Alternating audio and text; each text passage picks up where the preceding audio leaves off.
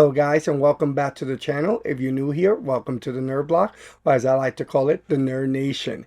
In this channel, we talk all things video games, anime, movies, manga, collectibles, and much, much more. So let's get this episode started right now.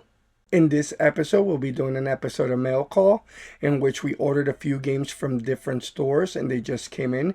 My wife was so kindly and put them in one box so we wouldn't know what we got and from where. And who are we really kidding? You know, I'm not going to remember where we got it and when we ordered it. So let's get this episode started and see what we picked up. Hey, it's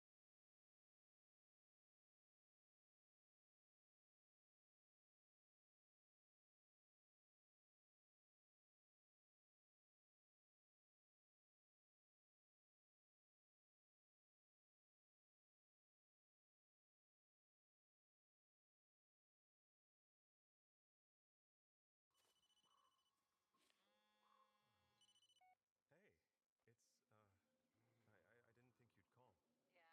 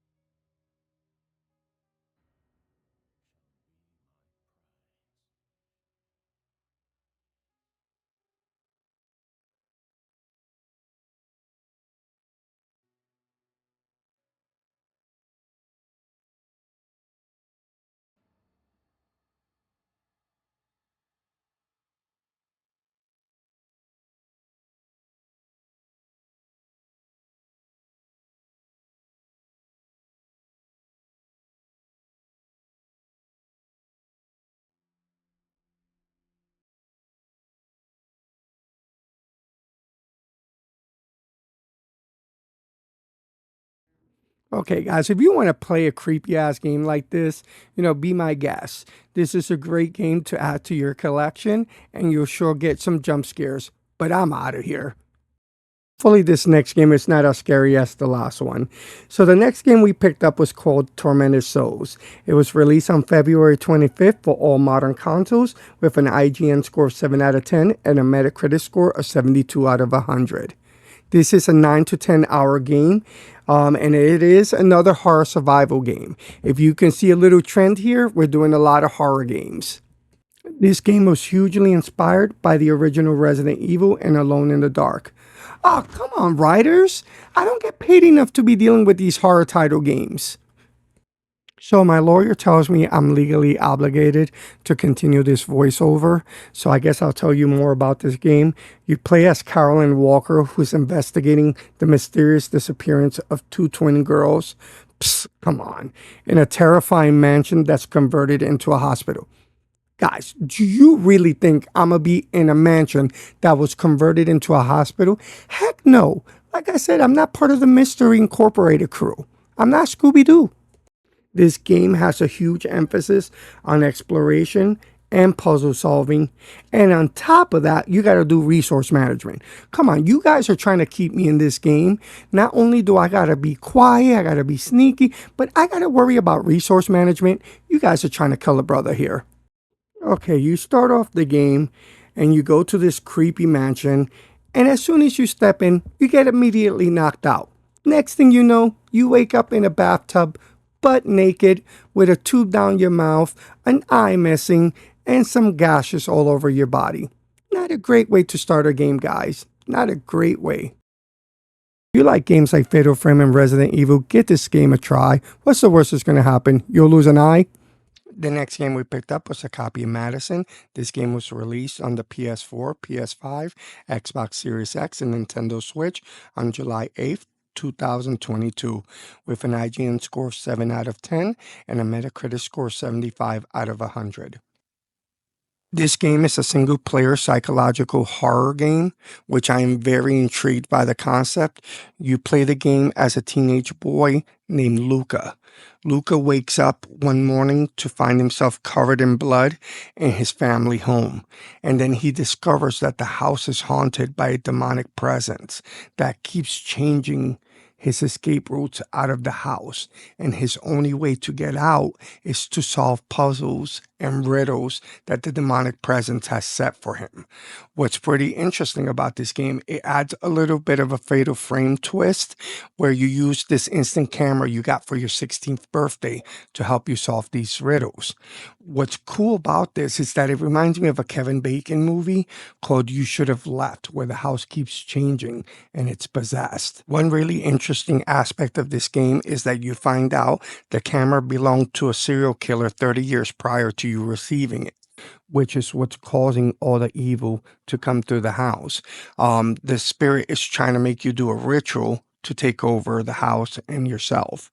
That's a pretty cool premise. I've never seen that in any other game.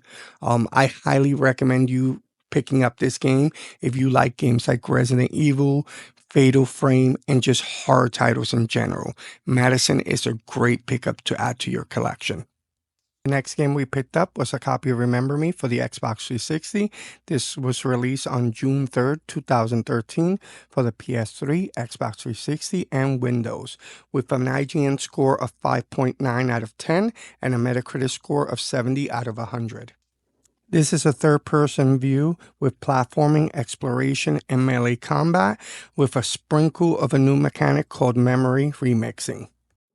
This new mechanic, memory remixing, is pretty cool. It allows you to change people's memories, allows you to steal them, and even change them, that it changes the character's perspective and unlocks hidden memories and events that you couldn't otherwise find out without unlocking these memories. Which I'm not gonna lie, that's a pretty cool feature to have for a game. You've seen different game mechanics, but never one that you can manipulate or even steal somebody's memories. So that's a pretty cool aspect. A lot of cool things about this game, like their combat system. It includes some insane combos and parries. You can also customize combos to add status effects. This is a highly underrated game with spectacular visuals. One cool part of the game too is that you start off in a futuristic Paris. You rarely see any game in Paris at all, so this is quite unique. Another great thing about the game is that memories in this world are a hot commodity. So people are always buying, selling, and using memories as an addiction to use them and get a fix over people's memories. If you guys stood to the end of the episode, I appreciate it a lot. If you can do me one more small favor and please hit that like and follow button and leave a comment in the comment section down below letting me know what your favorite game we picked up was and what game you recommend next. And remember, my fellow nerds, stay nerdy. Peace out.